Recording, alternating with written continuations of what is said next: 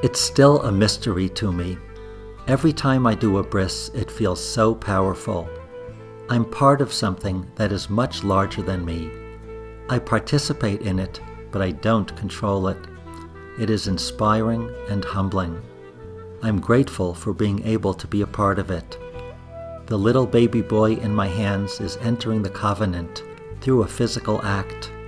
Something profound is happening in realms we can't perceive. As a young boy, I felt a deep connection to God. I prayed with intensity. I was observant, and we always went to shul. I loved the lifestyle and warmth of Shabbos in my home.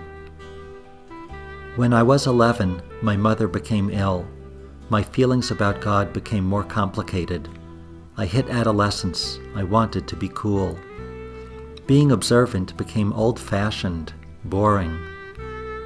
My mother died 3 years later. I was furious and depressed. I rejected my relationship with God.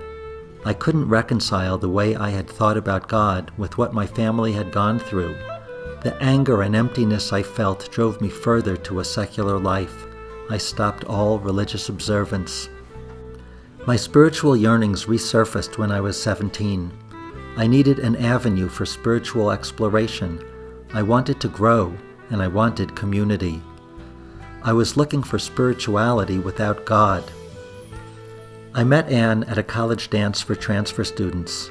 The night we met, we stayed up all night talking. We married when I was 23. I was occupied with our relationship, my studies, then children and career. My spiritual longings took a back seat. I wasn't yet ready to reconcile with God.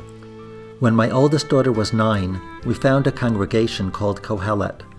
Kohelet's lack of dogma provided a way for me to approach Judaism that an observant community wouldn't have permitted. I was able to work through my anger and bitterness toward God. I was supported by my memories and warm feelings of being connected. Davening felt familiar and positive. I gradually returned to a relationship with God. I was reading and studying, and I began davening by myself every morning. Eventually, it was time to cross the line.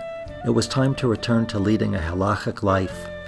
We moved from Greenwood Village to Holly Street. We changed shuls, and I never drove on Shabbat or Yom Tov again. Around the time we found Kohelet, Jay Feder did my son's bris. In passing, he mentioned that he was planning to make Aliyah to Israel. Anne thought being a mohel would be a great fit for me. Some years later, I decided that she was right. Being a mohel is an intense experience for me. There's always an element of pressure, doing a procedure like this in front of a group. Some are easier, some more challenging. It's a joy to connect to the new parents and to the baby. Often grandparents, different rabbis, diverse parts of the Jewish community, and non-Jewish guests are present. I'm a representative of the observant community.